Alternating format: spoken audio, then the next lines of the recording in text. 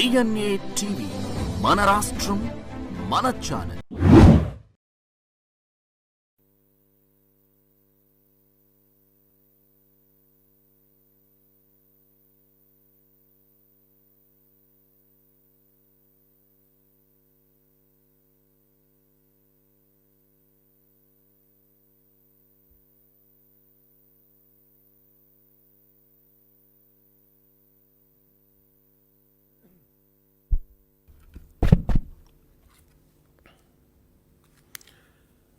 అందరికీ నమస్కారం. ఈ రాష్ట్రంలో గొడ్డలి పార్టీ చేస్తున్న అరాచకాల్ని, వాళ్ళు పెంచి పోషిస్తున్న అరాచక శక్తుల్ని, వాళ్ళు ఈ రాష్ట్రంలో కలిగిస్తున్న అలజడిని చూసి శాంతిని కాంక్షించే ప్రజలు, రాష్ట్ర అభివృద్ధిని కాంక్షించే ప్రజలందరూ కూడా ఏమైపోతుంది రాష్ట్రానికి, ఈ పార్టీని తరిమి కొట్టాలి అని చెప్పేసి ఆలోచించే పరిస్థితికి వచ్చారని చెప్పేసి మనం చేస్తాను. ఒక పక్క చంద్రబాబు నాయుడు గారి నాయకత్వంలోని కూటమి ప్రభుత్వం మన పిల్లల కోసం, మన పిల్లల బంగారు భవిష్యత్తు కోసం మార్గం సుగమం చేయాలి, దానికి కావాల్సిన ఎకో సిస్టమ్ ఏర్పాటు చేయాలని చెప్పేసి అహర్నిశలు కృషి చేస్తాం. ఇంకో పక్క ప్రతిపక్షంగా చెప్పబడే గొడ్డలి పార్టీ వైఎస్ఆర్సీపీ 5 సంవత్సరాల్లో చేసింది చెప్పుకోవటానికి ఏమీ లేక యువతని రౌడీజం వైపు ప్రోత్సహిస్తూ, యువతని రఫ్రఫా విధానానికి లోను చేస్తూ, గంజాయి బ్యాచ్ల్ని ఎంకరేజ్ చేస్తూ, ప్రోత్సహిస్తూ ఈ రాష్ట్రంలో ఒక అలజడి పరిస్థితిని సృష్టించడానికి, దాని ద్వారా లబ్ధి పొందడానికి ప్రయత్నం చేయటం సిగ్గు చేయటం చెప్పేసి ఈ సందర్భంగా తెలియజేస్తా ఉన్నాను. ఏ విధంగా అయిపోయిందంటే ఈరోజు వైఎస్ఆర్ కాంగ్రెస్ పార్టీలో ప్రజలకు సేవ చేయటం కాదు, జనరల్గా ఏంటంటే మనం చాలా సంవత్సరాల నుంచి చూస్తూ ఉన్నాం, ఏ రాజకీయ పార్టీలైనా సరే సమాజంలో ఎవరు ప్రజల కోసం కష్టపడతారో, ప్రజలకి మంచి చేయడానికి తాపత్రయపడతారో అటువంటి వాళ్ళని ప్రోత్సహించి వాళ్ళని రాజకీయ నాయకులుగా తీర్చిదిద్దే వాతావరణం ఇన్ని దశాబ్దాలు కూడా మనం ఈ దేశంలో, ఈ రాష్ట్రంలో, మన ఆంధ్రప్రదేశ్ రాష్ట్రంలో చూసాం. కానీ ఈరోజు గొడ్డలి పార్టీలో కొనసాగాలంటే ప్రజలకి సేవ చేయటం కాదు, అరాజకం చేయటమే అర్హతగా ఈరోజు ఆ పార్టీలో నాయకులందరూ కూడా భావించే పరిస్థితి వచ్చిందని చెప్పేసి మనం చేస్తాను. ఈరోజు జగన్మోహన్ రెడ్డి గారి దృష్టి ఆకర్షించాలంటే అరాచకాలు సృష్టించి, చట్ట వ్యతిరేక కార్యక్రమాలు చేసి, విధ్వంసాలని, కులాల మధ్య తగాదాలని ప్రోత్సహించి సమాజంలో ఒక చీలిక తీసుకొచ్చే వాళ్ళే గుర్తింపు పొందే పరిస్థితి ఈరోజు ఆ పార్టీలో ఉందని చెప్పేసి నేను మనం చేస్తాను. నేరాలు చేస్తారు, ఘోరాలు చేస్తారు. ప్రతి మనిషి కూడా ఇది ఘోరం, నేరం అని భావించినా కూడా ఎక్స్ వేదికగా రాజకీయ కక్ష సాధింపు అని చెప్పేసి ఒక బురద జల్లేసి అధికార పార్టీ మీద రాజకీయ లబ్ధి పొందడానికి ప్రయత్నం చేస్తారు. అసలు అక్కడ ఏం జరిగింది, అది కరెక్టా కాదా అని వివక్షత లేకోకుండా, విచక్షణ జ్ఞానం లేకోకుండా, మన పార్టీ వాడు ఏం చేసినా సరే అది ఒప్పే అని చెప్పేసే విధంగా ఎక్స్ వేదికగా చేసుకుని రాజకీయ కక్ష అని చెప్పేసి తప్పించుకోవటానికి, రాజకీయ కక్ష సాధింపు చేస్తున్నారని తప్పించుకోవడానికి ప్రయత్నం చేస్తున్నారని చెప్పేసి మనం చేస్తాం. తప్పు చేసి దొరికిపోయాక బాధితుడిగా ఒక గుర్తింపు తీసుకొచ్చి, ప్రజల్ని బాధితుడు గుర్తింపు తీసుకొచ్చి ప్రజల్ని మళ్ళీ మోసం చేయటానికి ప్రయత్నం చేయటం, ఇది చాలా ఘోరమైన పరిస్థితి రాష్ట్రంలో ఈ వైఎస్ఆర్సీపీ మూలంగా మరి జరుగుతుందని చెప్పేసి మనం చేస్తాను. వాళ్ళు ఎన్ని డ్రామాలు వేసినా, ఎన్ని నాటకాలు వేసినా, ఎంతో అనుభవజ్ఞం కలిగిన చంద్రబాబు నాయుడు గారి నాయకత్వంలో ఇటువంటి అరాచక శక్తుల్ని కోకటి వేళ్లతో పెకిలించి వేస్తా, చట్టం తన పని తాను చేసుకుపోతుందని చెప్పేసి కూడా ఈ సందర్భంగా తెలియజేస్తూ, మొన్న శ్రీకాకుళం జిల్లాలో ఒక అలజడి, అంటే ఈ పార్టీకి రోజు ఏదో ఒక అలజడి వాతావరణం ఉంటే కానీ ఆయన నిద్రపోడేమో అనిపిస్తూ ఉంది. మొన్న ఒక పేదవాడు, నిరుపేదవాడు, గొర్రెల కాపరి, ప్రపంచంలో దేశాలన్నీ కూడా సగటు వయసును ఏ విధంగా పెంచాలి అని చెప్పేసి రీసెర్చ్ అంతా జరుగుతూ ఉంటే, కొన్ని దేశాల్లో 80 సంవత్సరాలు లైఫ్ స్పాన్ ఉంది, కొన్ని దేశాల్లో 70 సంవత్సరాలు ఉంది. దీన్ని ఇంకా ఏ విధంగా పెంచాలని చెప్పేసి ప్రతి ఒక్కళ్ళు రీసెర్చ్ చేస్తూ ఉంటే, ఇక్కడ మాత్రం జగన్మోహన్ రెడ్డి గారికి పేదవాడు 44 సంవత్సరాలు బతికితే చాలు, 44 సంవత్సరాలకు చనిపోతే ఏమైపోయిద్ది అనే భావన ప్రకటించాడంటే ఆ వ్యక్తి యొక్క మానసిక పరిస్థితి ఏమిటి, ఆలోచన పరిస్థితి ఏమిటో కూడా ఒకసారి ఆలోచించామని చెప్పేసి మనం చేస్తాం. ఆ నాయకుడికి పేదవాడి ప్రాణం పట్ల ఉన్న విలువ ఏంటో కూడా ఈ రాష్ట్రంలోని పేదవాళ్ళందరూ కూడా ఆలోచించాలని చెప్పేసి కూడా నేను మనం చేస్తాను. మళ్ళీ నిన్న సాక్షాత్తు వైఎస్ఆర్ కాంగ్రెస్ పార్టీ ఎమ్మెల్యే ఇద్దరు వ్యక్తులు, ఒకళ్ళు తెలుగుదేశం పార్టీ, తర్వాత ఇంకొకళ్ళు వైఎస్ఆర్సీపీ పార్టీ. వైఎస్ఆర్సీపీ శాసనసభ్యుడు అక్కడ చేస్తున్న అక్రమ క్వారీయింగ్కి సంబంధించి టెలిఫోన్లో ఒక వివాదం జరిగితే చట్టం అంటే భయం లేకోకుండా, సమాజంలో చీకొడతారని కూడా ఆలోచన లేకోకుండా సాక్షాత్తు శాసనసభ్యుడే వెళ్ళి ఒక పేద కుటుంబం మీద, ఒక దళితుడు కుటుంబం మీద, ఒక బలహీన వర్గం వాడి కుటుంబం మీద ఏ విధంగా దౌర్జన్యం చేశారు ఈరోజు ప్రజలందరూ కూడా ఆలోచించాల్సిన అవసరం ఉందని చెప్పేసి మనం చేస్తాను. ఒక శాసనసభ్యుడు తన మోకలతో, తన రౌడీ గ్యాంగులతో వెళ్ళి ఒక దళితుడి ఇంటి మీద, ఒక బలహీన వర్గాడి ఇంటి మీద పడితే ఆ బలహీనుడు, ఆ దళితుడు వాళ్ళని అడ్డుకోగలరా, వాళ్ళ నుంచి తప్పించుకోగలరా అని చెప్పేసి నేను ప్రశ్నిస్తా ఉన్నాను. అంటే మీ అధికారాన్ని, మీ బలాన్ని, మీ అహంకారాన్ని దళితుల్ని, బలహీన వర్గాల మీద చూపించి పెత్తనం చేస్తానికి ప్రయత్నం చేస్తున్నారని చెప్పేసి కూడా నేను అడుగుతా ఉన్నా. నేను శ్రీకాకుళంలో మొన్న ఒక దుశ్శాసన పర్వం, ఒక మహిళా ఎస్ఐని తనను తాను రక్షించుకోవాల్సిన పరిస్థితి వైఎస్ఆర్ కాంగ్రెస్ పార్టీ కలిగించింది. ఒక మహిళా సిఐని ఏ విధంగా తమ నీచమైన ప్రవృత్తితో ఏ విధంగా మహిళా సిఐని అవమానం చేశారో, ఇబ్బంది పెట్టారో మనందరం కూడా చూసాం. మళ్ళీ కర్నూలు జిల్లాలో మళ్ళొక దుశ్శాసన పర్వం, సాక్షాత్తు శాసనసభ్యుడు మోక వెళ్ళి దళితుడింట్లో వంట చేసుకుంటున్న ఆ సోదరిని, దళిత సోదరిని బట్టలు చింపి ఏ విధంగా నీచాతి ఘోరానికి పాల్పడ్డారో ఒకసారి ప్రజలందరూ కూడా అర్థం చేసుకోవాలని చెప్పేసి మనం చేస్తాను. ఒక పేపర్ రాస్తుంది, ఎమ్మెల్యే గారి తమ్ముడి చేతికి ఏదో ఫ్రాక్చర్ జరిగిందని.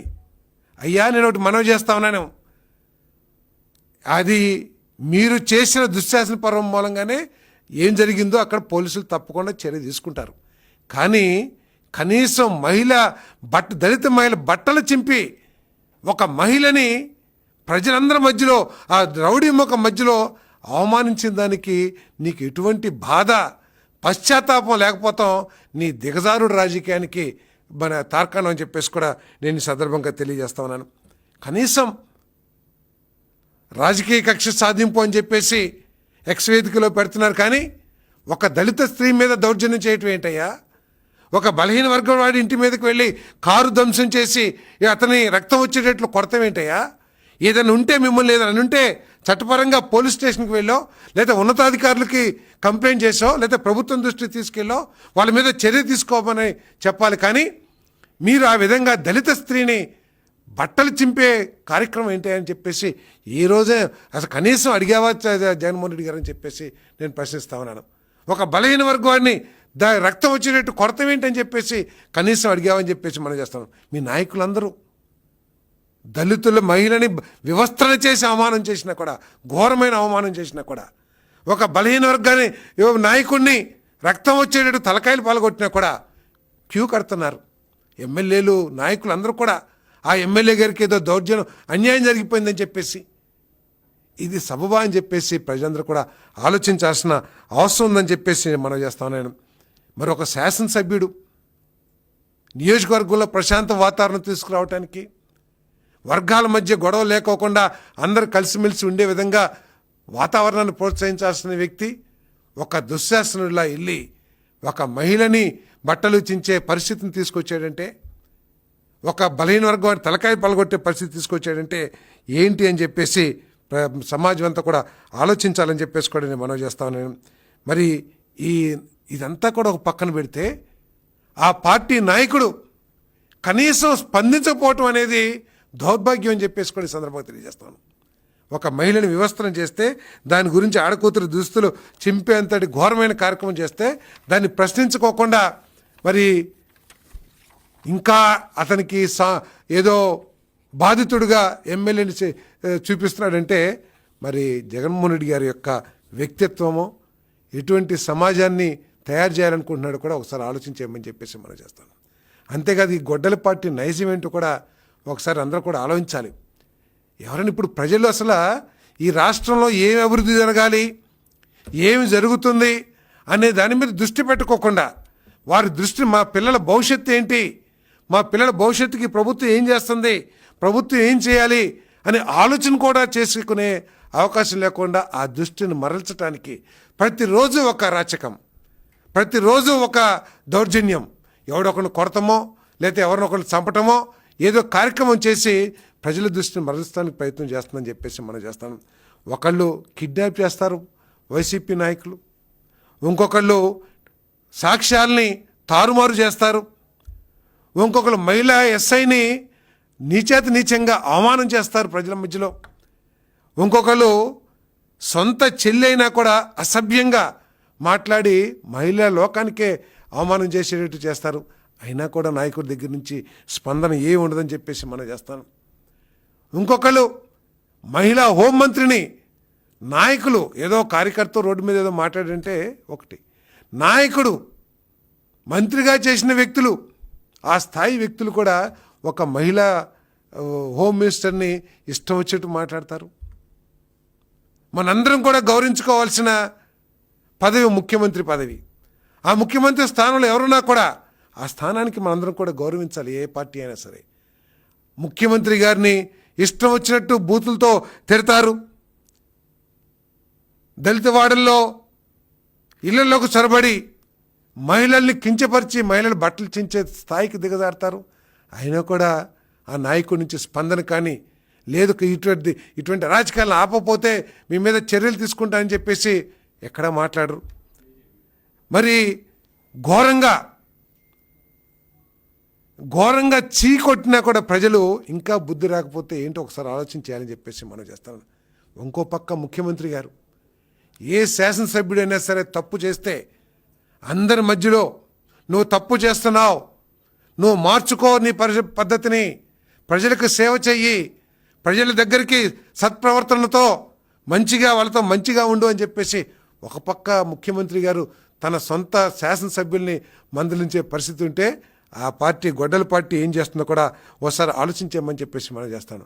ఇదే అవకాశంగా తీసుకుని జగన్మోహన్ రెడ్డి గారి ఆలోచన విధానాన్ని, ఆయన నైజాన్ని ఆసరాగా చేసుకుని వైఎస్ఆర్సీపీ మోకలన్నీ కూడా రెచ్చిపోతున్నాయి. చట్టాన్ని గౌరవించుకోకుండా ఏం చేసినా మాకు బాధ లేదు, మా నాయకుడు ఉన్నాడు, మా నాయకుడు వెనకాలేసుకొస్తాడని చెప్పేసి మరి గొడవలు రేపటమే నైజంగా మార్చుకుంది వైఎస్ఆర్సీపీ అని చెప్పేసి కూడా నేను ఈ సందర్భంగా మనం చేస్తాను.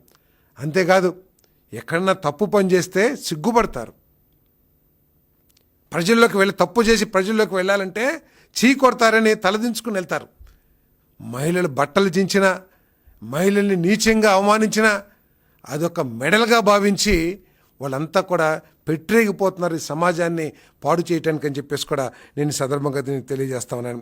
మరి అంతేకాదు వాళ్ళేమో దౌర్జన్యాలు చేస్తారు, కిడ్నాపులు చేస్తారు, లేకపోతే అరాచక శక్తుల్ని పెంచి పోషిస్తారు, గంజాయి బ్యాచ్ల్ని లేకపోతే క్రిమినలైజేషన్ చేస్తూ ఉంటారు.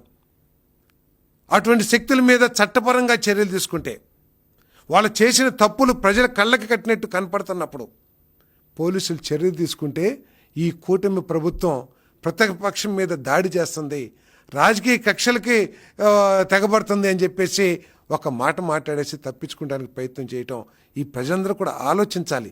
ఈ ఆంధ్రప్రదేశ్ అభివృద్ధిని కాంక్షించే ప్రతి ఒక్కళ్ళు కూడా ఈ పరిస్థితుల పట్ల అందరూ కూడా ఆలోచించాలని చెప్పేసి మనం చేస్తాను.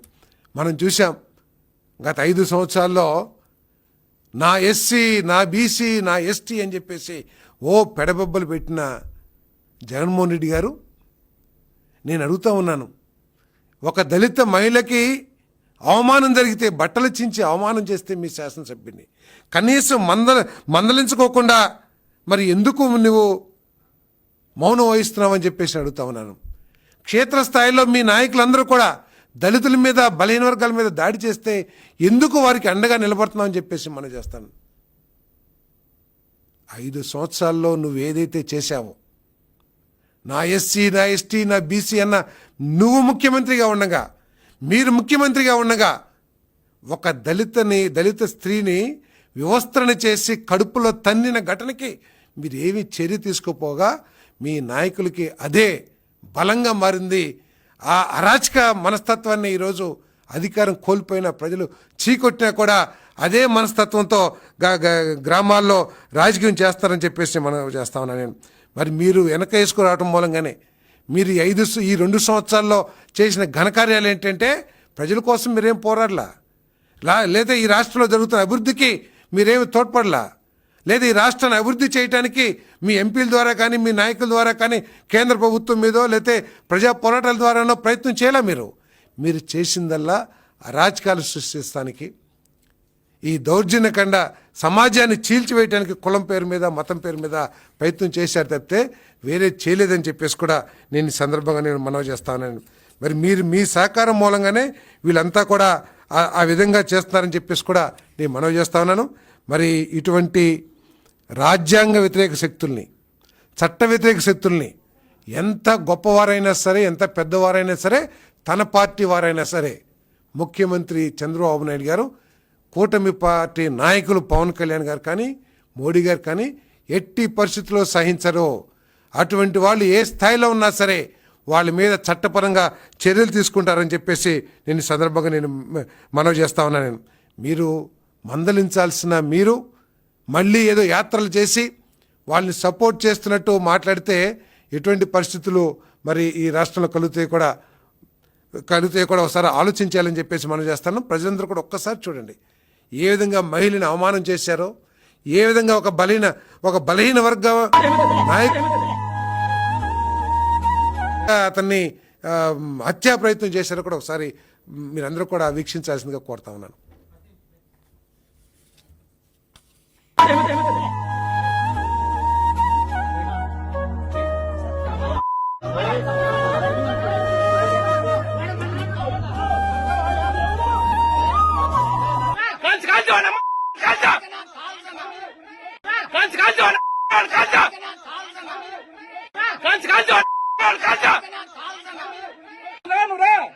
ఈ దుర్యోధన దుశ్శాసన దుర్వినీత లోకంలో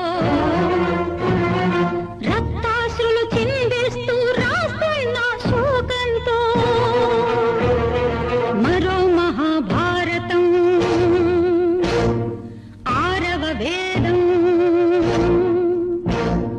మానభంగ పర్వంలో మాతృహృదయ నిర్వేదం.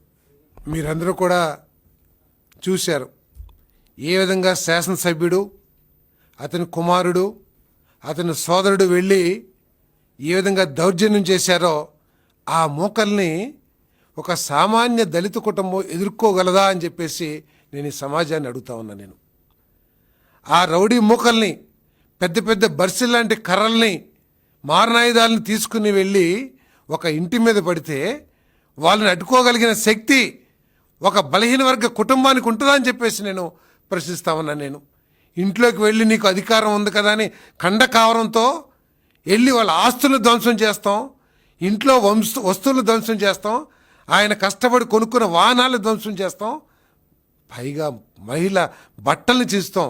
ఇంతకంటే దిగజారిన పరిస్థితులు ఎప్పుడైనా చూస్తామని చెప్పేసి అడుగుతా ఉన్నాను.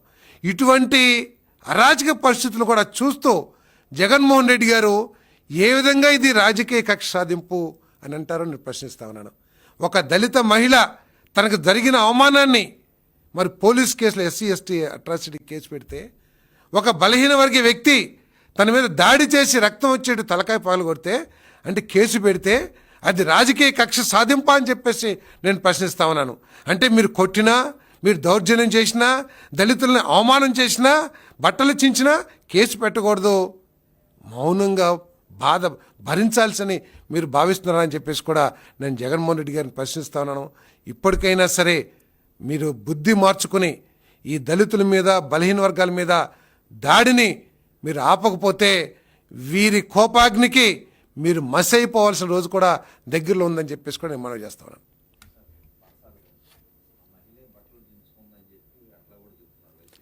వాళ్ళు ఏదైనా చెప్పగలరు. నీచానికి దిగజారి మనస్తత్వం ఉన్నవాళ్ళు ఏదైనా అబద్ధాలు చెప్పగలరు. ఒక మహిళ, మీరు ఆలోచన చేయండి, ఒక మహిళ అంతమంది ప్రజల మధ్యలో ఒక గౌరవప్రదమైన ఒక దళిత స్త్రీ బట్టలు చించుకుందంటే ఇంకెంతకి తప్పు చేస్తే, తప్పు ఎవరైనా చేయొచ్చు, తప్పుకి పశ్చాత్తాపపడాలి. అంతేగాని ఎదుటివారిని ఇంకా ఆల్రెడీ అవమానం చేశారు బట్టలు చించి, ఇంకా ఆమె చించుకుందని చెప్పేసి ఆమెను ఇంకా మానసిక క్షోభకు గురి చేస్తే ఇంకా ఏమనాలి ఆ పార్టీ నైజం ఏంటి? అందుకనే దీన్ని గొడ్డల పార్టీ అన్నారని చెప్పేసి కూడా నేను సందర్భంగా తెలియజేస్తున్నాను. ఏ మహిళ కూడా ఆ విధంగా చేసుకోదు. ప్రజల మధ్యలో ఆ విధంగా చించుకొని చూపించుకోవాల్సినంత అవసరం. గౌరవప్రదం అంటే దళితులంటే చిన్న చూపు, దళిత మహిళలంటే అవమానకరమైన చూపు వాళ్ళకు ఉంది కాబట్టి ఇటువంటి వాదనలన్నీ కూడా తీసుకొస్తారు.